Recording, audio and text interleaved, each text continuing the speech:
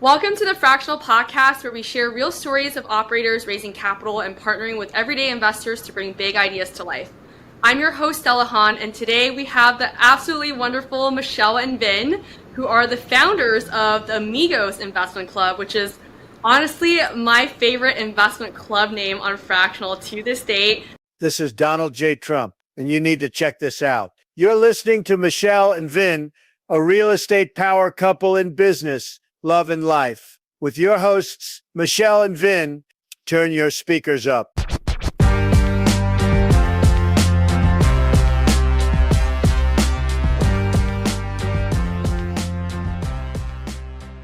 Michelle and Vin, so glad you're here. I want to get started right away. Tell us a little bit more about what is the Amigos Investment Club and your investing journey that led to all of this. Yeah, so Amigos Investment Club, we are actually a debt club. So we love to go out and look at new deals and be able to provide the short-term lending. So it really was, honestly, Stella, our first one. We wanted to have a proof of concept, and we, as I mentioned in the past, this was like something we've been looking for the last 3.5 years. And the reason for that is we always had investors that were $30,000 to $50,000 more on the lower end, non-accredited, and this gave us an opportunity to be able to work with them. So Amigos just became where it's Amigos, right? And we're all wanting to be friends, to collaborate, make money together, to lend together, to be able to provide opportunities in a win-win situation for everyone. Who doesn't love hanging out with amigos? I mean, just the name in itself. So I think a lot of it had to do that, this is my 21st year in real estate, and it's crazy to say out loud. But over the years, I've never put in a single penny of my own money into any of my deals. So over the year, your Rolodex just get bigger. Well, we've been doing this for so long that it got to the point to where hey, my kid now is 18 years old. They have $5,000, $8,000, $13,000. Can they work with you guys? And as much as we want to, it's a little, we're in the midterm space, so it's a little hard to even furnish a property for that kind of money. So there was quite a few times we were saying, unfortunately, I can't lock up a position for that dollar amount. So there's got to be a better way. There's got to be a better way. We're just saying no too often to the wrong people that we want to work with. And lo and behold, we come across a young lady by the name of Stella. And so that really changed everything. I'm like, man, that is the missing piece of what we need to make everything else over here just gel together. So it's Amigos because I'd say a good percentage of the group is either people to where they've been on our radar, we've been on their radar, and it's just the universe just hadn't aligned as of yet. So we were fortunate enough. We thought it was a little slow, but we keep hearing it was actually pretty fast. We were overfunded in 10 days. Which we're just blown by. So we're thankful for the situation that we're in. It's the power in the Amigos, right? Everyone is here to learn and earn and become business partners, and more importantly, have really blossoming relationships and really build and grow to greater heights together. So I love the mission and the vision behind what you guys are doing. And I want to rewind a little bit because Vin, you talked about you've been in real estate for 21 years, right? How do you feel like your journey has shifted from how you got started versus what your focus is on now? To be completely transparent, I did real estate, in my opinion, the wrong way. When I first got started, I had the option to become in the money seat, the lender side, as opposed to the day-to-day operator. But I was very hard-headed. I'm like, no, I want to be the day-to-day operator. Now I wish I would have started the other way. But it's changed a lot because over the years, I've been doing this longer, but Michelle has more transactions under her belt. She's done over 450 transactions, and that was even before her and I even met. And so there's a lot of experience in what we do. And to be perfectly honest, the seat that we're in now is the seat that we're meant to be in, which is capital raising. So we've been capital raising for as long as her and I have been together. So we're partners in life, business, and every aspect of the word.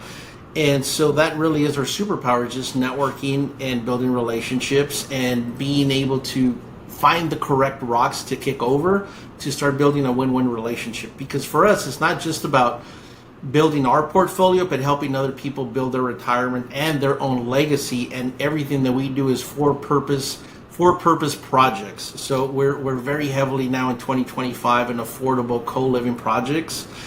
We just closed the one not too long ago because of fractional. And so we're looking at another one that we're going to probably be able to help in a completely different state. So this was meant to be. This is 21 years in the making. I love that you guys are partners in everything. That is absolutely beautiful. And Vin, you talked about Michelle's superpower. So Michelle, I'm going to pass it over to you. I know relationships is key with, hundreds of the transactions that you've done and now building Amigos Club. What do you think, it is about how you've ran the capital raising process that has, really made you and Vin the dream team where so many investors are literally sprinting to join the Amigos Club when you guys ran it, right? Tell us a little bit more about that. Yeah, I think it was really the reputation we've been able to uphold. And we all know real estate goes perfect all the time. And we never, are behind on timelines, and I'm only kidding, but communication. I think communication is the biggest thing, and especially when you're working with new private money lenders, you're working with someone that wants to build that generational wealth, maybe a little different and more creative than what we do. And so there are going to be those times that maybe a project is delayed or there is a certain type of situation that happens. I think open communication with any parties involved, your partners, your private money lenders, is the biggest thing. And so it's a funny story, but my first 19 properties, I didn't use anyone's money. I didn't want to. And then I really had a mentor really change my mindset. And now I love it. Like, one of the things that we pride ourselves in is that we've been able to pay over 7 figures of interest-only payments to our private money lenders throughout our career. And we were going to pay that. I know a lot of people are like, oh my gosh, we were going to pay that to the Chase Banks of the world. But why do that when we can actually put that into retirement, self-directed 401k accounts, and be able to continue to build that legacy? And so the biggest thing for us is that we're not only helping people as an investor build their generational wealth, but also our private money lenders benefit from that. And the way we continue to keep our consistent relationships is through communication, and honestly, really just having them come along on the story and the journey with us versus just the ROI. I love that. And I think you hit the nail on the head, and I want to unpack this part a little bit more is, it's not just accessibility from a dollar perspective, right? I think that's what people talk about a lot is, investing is unaffordable. You need to come in with, $100,000 traditionally. And, we're definitely breaking down the barriers from a financial sense.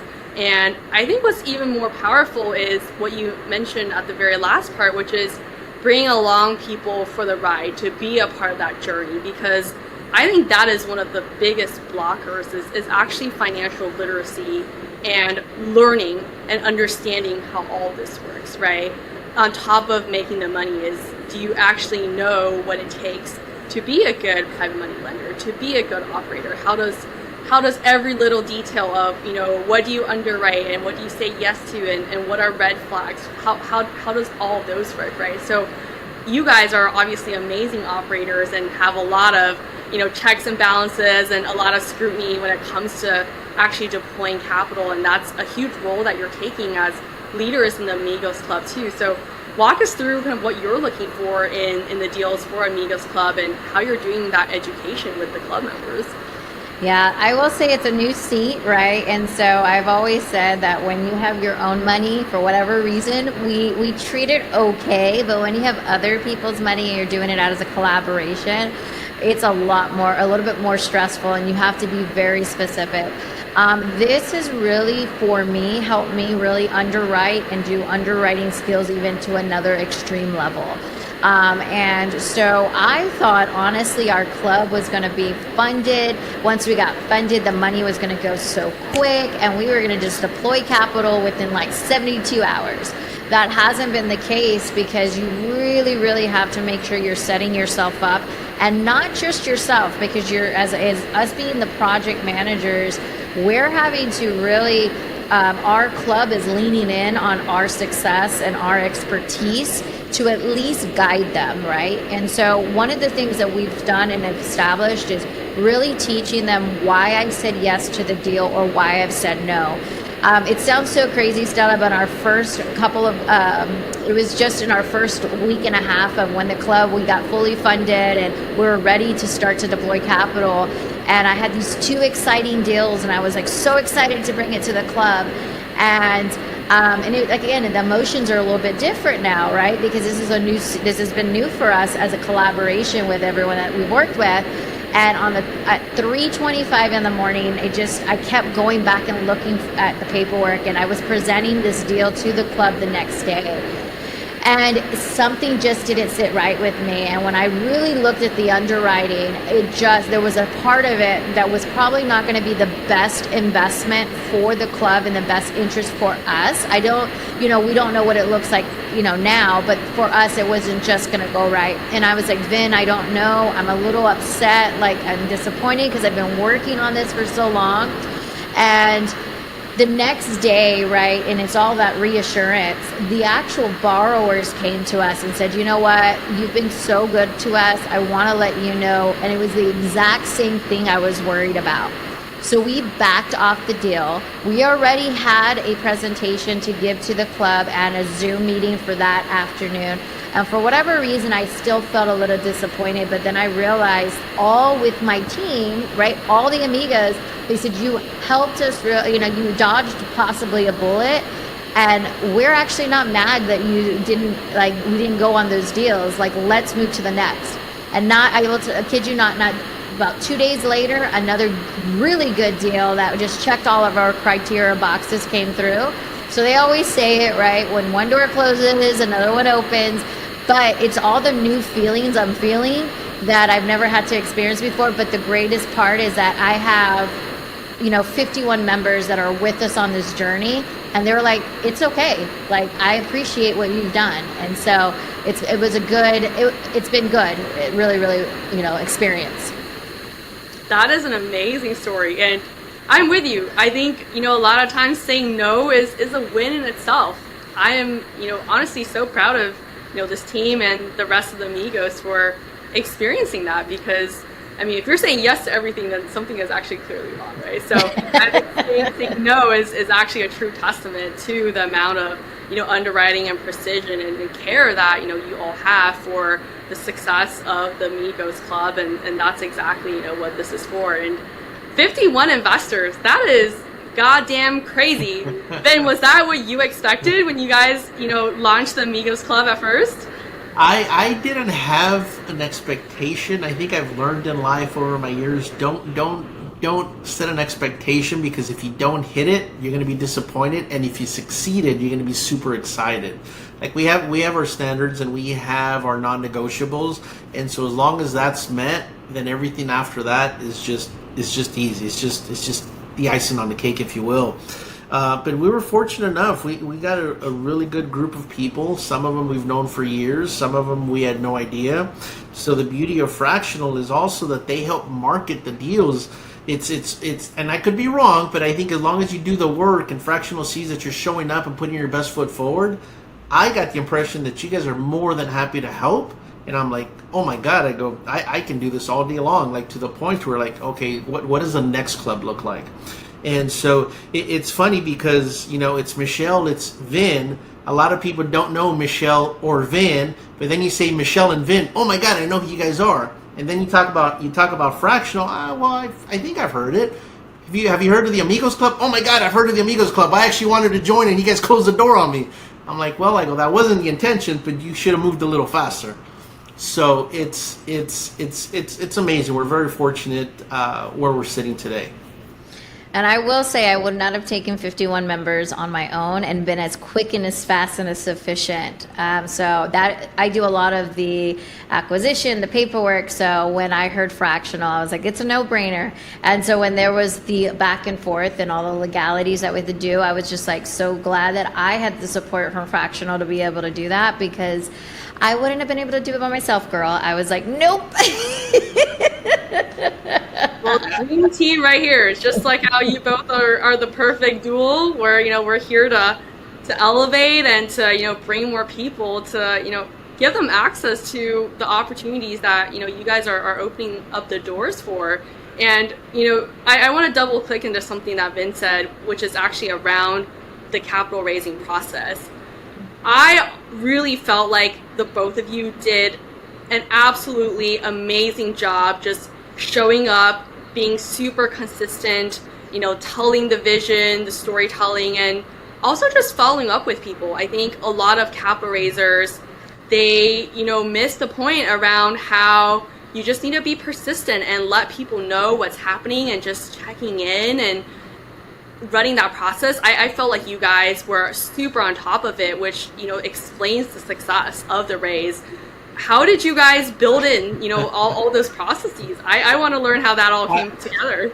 Yeah, I will give a little bit in regards to that. It honestly felt like we were doing a webinar. It felt like we were doing a webinar every day for like 2 weeks, but really it was, we built, what is the cart before the horse? It was all really structured within our CRM, which really helped to then be able to just focus on the webinar. And it's exactly what you say. You got to be consistent. You got to. It's all in the follow up. And I'm thankful to have Michelle and call her my partner, because I think one day alone, between the amount of people, obviously you're not going to get everybody to join, but I would say between like a 1 or 2 day span, she made over 100 calls. I think we're at a 20% close ratio, and then obviously from those calls, it got funded, and it was just simple questions where people just had very, very simple, or for us, I guess sometimes we take for granted the experience we have. For them, it was a much bigger question. For us, it was just a very easy answer. They're like, oh, okay, yeah, that makes sense. Count me in. And so it was all on the follow-up. So I think that had to do a lot with why we were able to close. But it's also your team. Like every call that we had, there was either yourself or Kyle. Gina's been phenomenal on the back end. And so you really have a killer group on your side as well. So it just happened to be that everything aligned up. But it really had to do with the follow-up and just the consistency. I can't tell you how many actual webinars we did within those 2 weeks. Yeah, I will tell you the number is actually 173 calls that I had to make. And that's what the beauty of a software is. But we were going through a move during that time. And we also, it was crazy. And so we also gave ourselves a goal and a deadline, right? Because I think a lot of times if we keep something open-ended for anyone, we say we have time, and we have time. And then I think being readily available during that time really allowed us to answer the questions. And so when I got on the phones with a lot of these investors, they were just like, I just wanted to hear you and make sure that it wasn't AI, it wasn't a robot. I wanted to make sure, or they simply said, I just don't know how to log in, or I don't know exactly where to go in order to do the investment. And then the team, we had Kyle with us, and he was just readily available during the time, right? And so anything, and I'm probably freaking out during these times, and they've dealt with it before, and they're just very supportive in that. And so it's all in the follow-up, right? And it's always sometimes, and I always say this, it's always, especially if you get people already attracted to come to your webinar, you want to follow up with these individuals, because it could be that just that one question that changes everything. And most of the time it was that. So we went from, and this is, I said this on the call and I've said it before, it's very scary. I feel like I'm at a slot machine, and it's like you have to hit that button, refresh as you're going through it. So the nerves were just there. And then of course you're very, just calm about it. You're like, we keep rising. And then there is a time during that, the time of you raising any time, like through fractional or at any point, you get a plateau. And that is where people, and they're like, okay, we did good, we'll be okay with this. And I was like, no, we Not, gotta not in this household. We don't play that way. I'm like, we committed to something. We're going to hit it. And you know why, Stella? Because I know that it's going to be a great experience for the individuals that are working with us and also working a collaborative team. And I know it's going to be a great experience on what we're going to be providing to other investors and what type of deals we're funding. So it was just, you had to, during that short time, really, and also change, right? And pivot. And when I say that is, as I was making these calls, I'm like, did it make sense? Did you understand it? And so every other webinar, we would, either answer the question or tweak a little bit of the webinar to make it sound a little bit more understanding, because we all know if we're in this space, we know the lingo, we know what we're talking about, but not everybody does. And so it's sometimes taking the time to really explain the story and what we're trying to accomplish and the vision. And then we ended up being overfunded, and that was a good day. That was a great day. I mean, I think, just from everything you said right there, that is the playbook for capital raising. So for anyone that is listening, seriously, you do have to dedicate, and it is a roller coaster emotionally, right? You get that initial high where you launch the project, people are excited, people are committing, and then things can plateau, and that's when you really have to push hard. And then you also then get towards the end where then there's a ton of FOMO, because people see that, holy shit, there's only 5 spots left. Now there's a lot of proof that, this is something that's super hot and people want to get in. And now all of a sudden everyone is freaking out. They have FOMO. Everyone wants to get in. And then, just like that, right now you're in oversubscription world. So that is, just the story of capital raising. And you guys, just navigated it like absolute champs. So seriously, kudos to the both of you. You guys did an amazing job. Thank you. I know as recent as I think last week, I still had a phone call from somebody trying to still put money in. And I'm like, that's been closed for over a month, 2 months. I can't even tell you at this point. And the response is like, oh, you guys were serious about your date. I'm like, yeah, we were serious about the close date. And so honestly, I would say, after we hit our mark, probably for the next 2 or 3 days, Michelle and I had to really sit down and have a conversation. Do we keep bringing funds in, or do we close it? And we made a conscious decision to the people that had already committed to close it, because then everybody's share is going to start to get liquidated. I'm like, well, that's not really fair to the people that were the first in line. So I'm like, okay, there's always going to be another opportunity down the road. And that's the beauty of what we do in real estate. Yeah, absolutely. Well, just a slight teaser. I know you guys have something coming up soon. Want to share just a little bit about what that's going to be about? I'm horrible at secrets, so I'm going to stay quiet for this part and let Michelle say whatever she wants. Yeah, I think that Fractional has opened up an opportunity and possibilities. We are part of multiple communities, and this is, Fractional is as well. You are part of communities. And so this has allowed us to really get on the map to say, oh, wow, you guys are capital raisers. Wait, hold on. You are serious about, really bringing, because we're moving from a different seat, right? We've always been in the investor seat, and now we're in the investor relations seat and capital raising side. And so there is another very successful fractional project manager that we're looking to, our visions very much align. We're looking to possibly doing one together, because now it's the high, right? It's like, oh, can we get this next one? And I think that if you truly take this serious and be able to really put your best foot forward, people see that. And I mean, it's constantly, I'm seeing that people are like, oh, I'm just a private money lender. I'm scared. I don't know what I'm going to do. Let me just become a subscription to Fractional, and let me see what projects are going. So they're seeing who the movers and shakers are. So we are looking, at the same time, we did say August timeframe, we were going to be opening up another club if everything went well, which it has.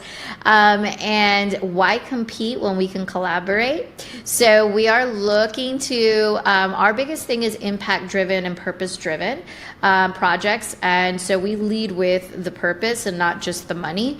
And this individual does as well. And I'm not going to drop anything else other than it will be maybe in co-living, which is a big thing. But it is going to, we're still, getting the details ironed out. But it should be dropping in a couple of weeks. We look like we may be finalizing everything. And that one's going to be a big push. It's going to be double our current capital raise that we have. And so we'll be the highest. I was going to say it's a little bit more than double. Yeah. And so it's either going to be $1 million to $2 million. We just haven't, figured that out yet. But it will be the highest club we've done thus far, both project managers. So I love it. I will add this.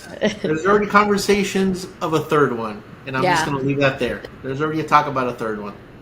Planning ahead already. That's the way to go. And Michelle, you definitely have everyone on the edge of their seats, and you were the right person to just jump just enough to keep people just so enticed, but not to just give away the whole thing. So Vin, you were correct on that one. I would have thrown everybody's name out there and exactly what we were doing. So that's why I'm like, let me be quiet. Well, hang on tight, because this new club will be launched soon, and as we all know, Michelle and Vin are gonna kill it again. So for those who want to join, make sure, as they said, the deadlines are real, right? Don't think that, they're going to keep their club just forever hanging. There is always urgency for working with the best operators, and, that's definitely the two of them right here. So how can people find you? Where can they stay in touch and, be aware of whenever this new one is going to drop? Yeah, so definitely michelleandvin.com. That is what everyone knows this as. Or you can go to my single handle, which is at My Story Michelle or at My Story Vin. And then everything kind of funnels in and you'll be able to find us. Vin is our marketing. That is his superpower. So if you're listening to this or if you're already as a fractional family, you will see it. And if you're part of our communities or following us, you will see the buzz, and when we officially get everything, finalized on what that looks like.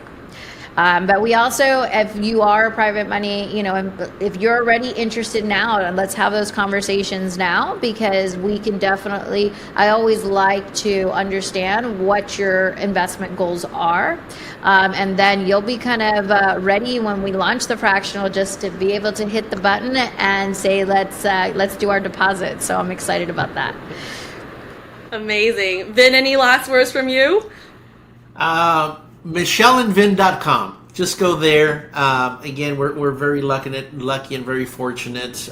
We've started getting asked for the next fractional club even before we were done with the Amigos Club. And so I'm excited for Amigos 2.0. I don't know if that's going to be the name, but we really love the name. Like we've talked about branding other companies that we have, somehow tying Amigos into it. That's how much we love the Amigos brand.